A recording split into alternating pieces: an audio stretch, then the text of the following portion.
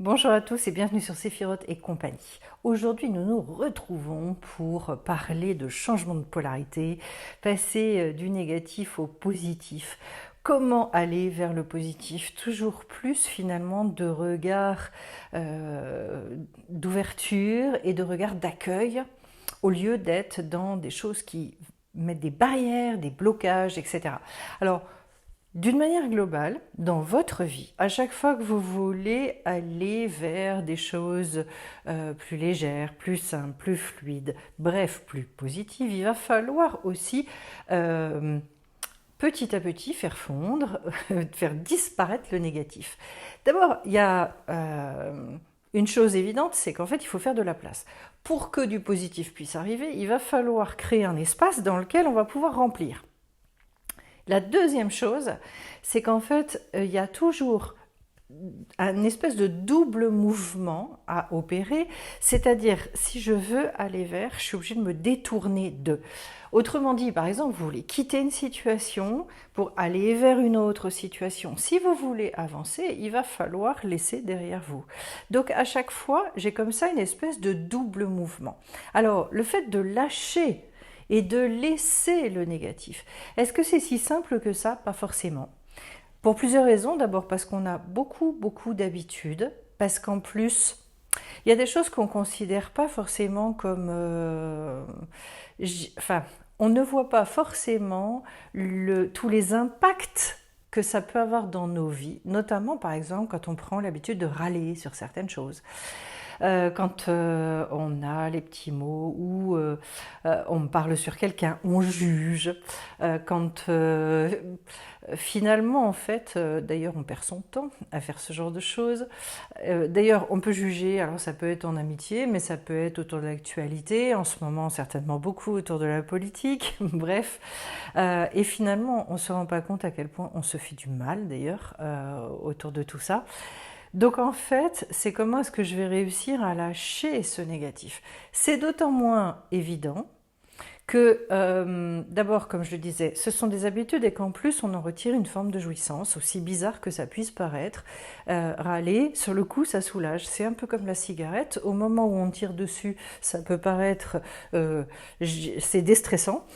Après, il y a un effet pervers qui fait qu'en fait ça restresse derrière, mais sur le coup, voilà, il peut y avoir un côté c'est le moment détente, voilà. Donc, eh bien, râler des fois sur le coup, ça fait du bien. On pense que ça détend. En fait, pas du tout, parce que ça vient entretenir une espèce de machinerie à l'intérieur qui est assez compliquée. D'ailleurs, là où vous voyez que c'est pas si facile, c'est que quand on se dit ah non, j'arrête avec ça, eh bien en fait, on se reprend la main dans le sac plus d'une fois après avoir pris la décision. Donc comment arrêter et comment faire en sorte de lâcher de plus en plus ce côté négatif? Je pense que déjà, faut pas s'attaquer à tout d'un coup, mais cerner ce qu'il y a entre guillemets de plus urgent. Si vous avez tendance à beaucoup juger, beaucoup vous plaindre ou penser que ce sont toujours les autres qui sont responsables de vos difficultés ou de votre malheur, penser que vous êtes nul, avoir une espèce d'autocritique, un auto-jugement constant sur vous. Enfin, tout un tas de choses comme ça qui vous empêchent d'avancer. Vous prenez d'abord un item, un sujet sur lequel vous allez vous atteler et être vigilant pendant, on va dire au début, selon, je dirais, la gravité, ça peut être pendant une journée, ça peut être pendant 3 jours, ça peut être pendant une semaine.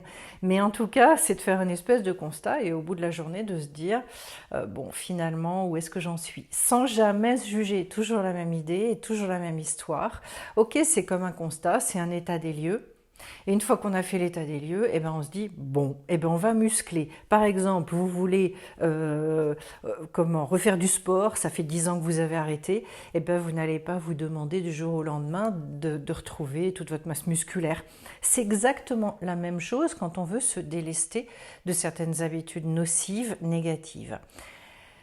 L'autre chose, c'est que il va falloir remplacer. En fait, ressentir la gêne que ça crée et les conséquences négatives que ça a sur votre vie. C'est extrêmement important en fait de se connecter à cette chose-là, de le ressentir petit à petit et de se dire finalement à la place de ça, comment est-ce que moi je vais pouvoir gérer pour que ce soit plus... Comment est-ce que je peux vous dire ça? Pour que petit à petit, j'ai l'impression de me délester, de remplacer aussi éventuellement par autre chose. De toute façon, je pense que quand on se voit glisser vers, par exemple, le fait d'aller parler sur comment et avec des gens et puis de perdre du temps finalement à dire des choses négatives, alors à ce moment-là, c'est de revenir à soi et de dire stop. Et en lieu et place, essayer de mettre autre chose. Ça peut être aussi bien une activité, ça peut être le fait de prendre un bouquin ou de lire quelque chose mais quelque chose de très très court. Il faut que vous remplaciez finalement par autre chose. Ça peut être aussi le fait de se dire je fais un break à un moment donné, selon la problématique que vous voulez traiter. Je vais boire un grand verre d'eau, je vais me promener 5 minutes si j'ai l'occasion. Bref, il faut rompre avec, il faut couper en fait quand vous vous rendez compte que ça arrive. C'est comme par exemple les cauchemars la nuit, quand vous vous réveillez d'un cauchemar, il y a besoin de se lever, il y a besoin éventuellement soit d'aller aux toilettes, de boire un verre d'eau, enfin de couper, parce que sinon si on se recouche trop vite, il est fort à parier qu'on repart sur le cauchemar. Et bien en fait c'est un petit peu la même chose ici, c'est-à-dire d'opérer une vraie coupure et de se dire je suis sûre de ne pas repartir sur ce sujet-là. Voilà. Donc le fait de lâcher les habitudes négatives, c'est quelque chose qu'on apprend peu parce que parce qu'en plus, je pense qu'on a un petit peu peur de faire le constat de toutes nos mauvaises habitudes, entre guillemets, parce qu'on se juge beaucoup, et c'est bien dommage, parce qu'en fait, c'est au travers aussi de c'est un vivier, hein, ces mauvaises habitudes dans lequel on peut aller puiser. Il y a là beaucoup de choses à apprendre pour se dire je vais pouvoir me positionner complètement différemment et du coup transformer ma vie. C'est dommage de ne pas vouloir aller regarder là-dedans parce que c'est ça qui finalement peut nous apporter le plus en fait pour changer et aller vers quelque chose de beaucoup plus léger, de beaucoup plus souple dans notre vie. Voilà. L'autre chose aussi, je pense, je vais finir cette vidéo en vous parlant de la dureté. Parce que la dureté qu'on peut avoir justement avec soi-même dans la manière dont on juge, que ce soit soi ou les autres, etc. La dureté, elle est bien souvent à la hauteur du désamour qu'on a vis-à-vis de soi. Et donc, moins on s'aime, moins on s'estime, etc. Et plus finalement, on est extrêmement dur avec soi. Alors, je vous dirais là, pour ce sujet-là, il y a une chose très intéressante à faire. C'est qu'en fait, d'habitude, on part beaucoup de soi. Est-ce qu'on arrive à travailler sur soi? On peut le travailler en lien avec les autres. Eh bien, concernant ce problème-là, je vous dirais c'est très intéressant d'apprendre à être de plus en plus amène et d'arrêter de juger les autres pour pouvoir arrêter par ricochet de se juger soi. L'un va nourrir l'autre, c'est-à-dire que si vous vous dites une bonne fois pour toutes c'est fini, je ne veux plus avoir de regard jugeant sur l'autre. Que j'ai compris, pas compris, il m'a fait du mal, il m'a pas fait de mal, peu importe. Mais en tout cas, je renonce et je refuse d'avoir ce regard-là sur l'autre. Et vous allez voir que petit à petit, ça va nourrir aussi le non-jugement sur vous-même. Ça opère une espèce de coupure. On se rend compte d'abord quand on entame cette démarche-là, à quel point on est tout le temps d'abord en train de se projeter sur l'autre.